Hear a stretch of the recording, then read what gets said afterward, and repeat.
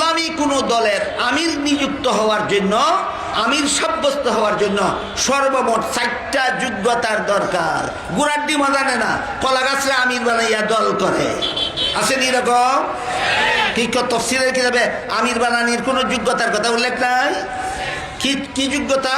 1 নম্বর যোগ্যতা হলো তুমি যাদের আমির হবে সকলের চেয়ে বড় আলেম হতে হবে তোমার। বলেন, মুসলমানের এই সমাজ পরিচালনার জন্য, ইসলামের জাহাদ পরিচালনার জন্য মুসলমান যে দলবদ্ধ হয় যাকে আমির বানাবে, সেই আমির একজন ডাক্তার জাকির নায়েক হলেই হবে। আমি জাকির নায়েক আলেম না ডাক্তার? কি তফসিলও কি লেখছে? ডাক্তাররে আমির বানাও না আলেমরে আমির বানাও? না, এমন কোনো নিয়ম নীতি নাই, যার যেমনি মনে হয় তেমনি।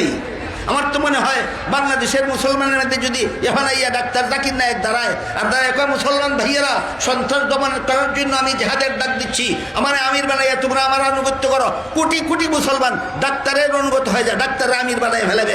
ইসলামী দলের আমির কোনোদিন ডাক্তার হতে পারে না। জেহাদের জন্য প্রথম শর্ত আমির বানাইতে হবে। আমিরের যোগ্যতা ছাড়া না 4 যোগ্যতা, 4 যোগ্যতার প্রথম যোগ্যতা হইল অন্যদের তুলনায় তোমাকে বড় আলিম হতে হবে। 2 নম্বর যোগ্যতা হইল অন্যদের তুলনায় ইসলামের বিধান তোমাকে তুলনামূলকভাবে বেশি পালনকারী হতে হবে। 3 নম্বর যোগ্যতা, তোমার উদ্ভাবনী শক্তি সম্পন্ন হতে হবে। কুওয়াতে ইজতিহাদ যাকে বলা হয়, যে কোনো নতুন সমস্যার দেখা দিলে কোরআন হাদিসের আলোকে তোমার জন্য সমাধান বের করার মতো যোগ্যতা থাকতে হবে। 4 নম্বর যোগ্যতা হলো কন্ট্রোলিং পাওয়ার। তুমি যাদের আমির হবে তাদেরকে নিয়ন্ত্রণ করে রাখার মতো নিয়ন্ত্রণ শক্তির অধিকারী হতে হবে। তাফসীরে মারিফুল কোরআন লিখেছেন, এই 4 যোগ্যতায় যদি কেউ সবচেয়ে বেশি সাব্যস্ত হয়, সেখানে ইলেকশন নয়, আমির সিলেক্টেড হবে। আর 4 যোগ্যতায় যদি কেউ সমান হয় তাহলে সেখানে ইলেকশন চলবে। বুঝে থাকলে বলুন, ইসলামের বিধানে ইলেকশন আগে না সিলেকশন আগে? গুড়াড্ডি মাদানা না ইসলামের নামে দল করে, ইলেকশন বুঝে না, সিলেকশনও বুঝে না। ইলেকশন কোন সময়, সিলেকশন কোন সময়, গুড়াড্ডিও বুঝে না, দল করে ইসলামের নামে। এবার বলুন, যে এই দেশের সরকারই সন্ত্রাসী অথবা সন্ত্রাসীদের দালাল, সেই দেশে জেহাদ করতে হইলে কি লাগবে? মুসলমানরা ঐক্যবদ্ধভাবে একজন আমির বানাতে হবে। 1 নম্বর শর্ত, ঐক্যবদ্ধভাবে আলিম 4 গুণ বিশিষ্ট একজন লোককে আমির বানাতে হবে। 2 নম্বর শর্ত হলো ঐক্যবদ্ধভাবে মুসলমান সেই আমিরের আনুগত্য করতে হবে। 3 নম্বর শর্ত হলো শত্রুদের কাছে যেই ধরনের অস্ত্র আছে ওই ধরনের অস্ত্র মোকাবেলা করার মতো পাল্টা অস্ত্র থাকতে হবে। 4 নম্বর শর্ত হইল শত্রুদের সেনাবাহিনীর মতো প্রশিক্ষণপ্রাপ্ত যুগশ্রেষ্ঠ সেনাবাহিনী গড়ে তুলতে হবে। এই অবস্থায় যদি তুমি যুদ্ধ না করো, জেহাদ না করো, তাহলে গোটা মুসলমান জাতি তোমার কারণে ধ্বংস হয়ে যাবে। সন্ত্রাসীদের হাতে মুসলমান জাতি ধ্বংস হয়ে যাবে। যেখানে সন্ত্রাসীদের হামলায় আক্রান্ত অথবা যে দেশের সরকার নিজেই হয়তো সন্ত্রাসী আর না হয় সন্ত্রাসীদের দালাল, এই দেশে জেহাদ পরিচালনার জন্য মুসলমান ঐক্যবদ্ধভাবে আমির নিযুক্ত করতে হবে। আমিরের গুণ 4টা থাকতে হবে।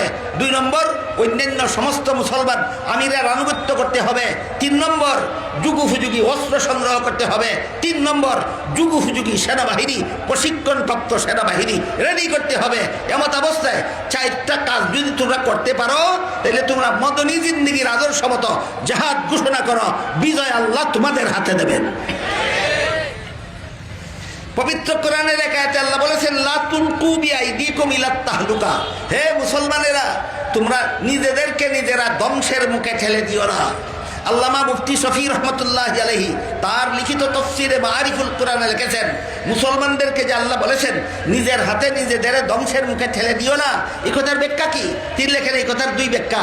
এক ব্যাখ্যা হইল, যে সমাজে মক্কি জীবনের পরিবেশ বিচরণ করে, যেই সমাজে মক্কি জীবনের পরিবেশ বিচরণ করে, যোগ্য আমির নিযুক্ত নাই, আমিরের আনুগত্য নাই, যেই দেশে প্রশিক্ষণপ্রাপ্ত, যাদের হাতে প্রশিক্ষণপ্রাপ্ত সেনাবাহিনী নাই, যাদের কাছে যুগশ্রেষ্ঠ অস্ত্র নাই, এরা যদি শত্রুদের মোকাবেলায় জেহাদ ঘোষণা করে, তাহলে নিজেদেরকে নিজেরা ধ্বংসের মুখে ঠেলে দিল। আয়াতের এক তাফসীর এটা। আবার বলি, যদি কারো বুঝার কিছু বাকি থাকে, আল্লাহ কোরআনের এক আয়াতে বলেছেন, হে মুমিন মুসলমানেরা, তোমরা নিজেদেরকে নিজেরা ধ্বংসের হাতে ঠেলে দিও না। আল্লামা মুফতি শফি রহমতুল্লাহি আলাইহি তাফসীরে মারিফুল কোরআন লিখেছেন, মুসলমান সমাজ নিজেদেরকে নিজেরা ধ্বংসের মুখে ঠেলে দেওয়ার ব্যাখ্যা দুইটা। ব্যাখ্যা কটা? দুইটা।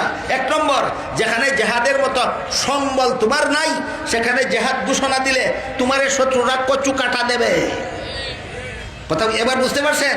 যেখানে তোমার জেহাদের জন্য যে সরাইতের উল্লেখ হয়েছে, এই সরাইত যেখানে তোমার নাই, সেখানে যদি সন্ত্রাসীদের বিরুদ্ধে তুমি জেহাদ ঘোষণা দাও, শত্রু তোমারে কচু কাটা দেবে, এছাড়া কোনো ফল হবে না। সুতরাং যেখানে সম্বল নাই, মক্কি জিন্দিগির আদর্শ গ্রহণ করো, শত্রুদের হাতে কচু কাটা দিতে যাইও না। যদি যাও, এমন সমাজে যদি জেহাদের ঘোষণা দাও, তুমি নিজের হাতে নিজেকে ধ্বংসের মুখে ঠেলে দিলি।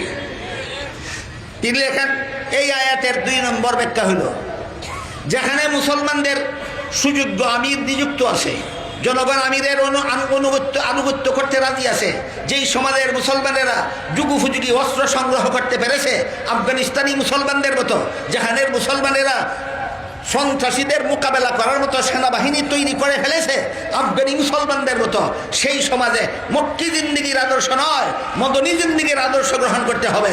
শত্রুর মোকাবেলায় জেহাদে ঝাঁপিয়ে পড়তে হবে। সেখানে যদি জেহাদ ঘোষণা না করো, তাইলে সন্ত্রাসীরা মুসলমান সমাজকে ধ্বংস করে দেবে। এই হইল নিজেদের হাতে নিজেরা ধ্বংসের মুখে ঠেলে দিও না আয়াতের 2 ব্যাখ্যা। আশা করি কথাগুলি মনোযোগ দিয়ে শুনে থাকলে আর ঠিক মতো বুঝে থাকলে, মুসলমানগণ, কোন দেশের মুসলমানগণ, কোন সমাজের মুসলমানগণ কিয়ামত পর্যন্ত কোন সময়ে মক্কি জিন্দিগির আদর্শ মতো নিজেদেরকে ধ্বংসের হাত থেকে রক্ষা করতে হবে, কোন সমাজে বসবাস করলে মদনী জিন্দিগির মতো নিজেদেরকে ধ্বংসের হাত থেকে রক্ষা করতে পারবে, আশা করি দিশা পাবেন। যদি মনে রাখতে না পারেন, যারা রেকর্ড করেছেন তাদের কথা আবার প্লে করে শুনে নেবেন। কোন সমাজের মুসলমান এর জন্য মক্কি জিন্দিগির আদর্শ গ্রহণ করতে হবে, কোন সমাজের মুসলমানের জন্য মদনী জিন্দিগির আদর্শ গ্রহণ করতে হবে। আল্লাহ পাক রব্বুল আলামিন আপনাদের আমাদের সবাইকে রাসূলের জীবন আদর্শ গ্রহণ করে নিজেদেরকে ধ্বংসের হাত থেকে রক্ষা করার সুমতি দান করুন। সবাই বলুন আমিন।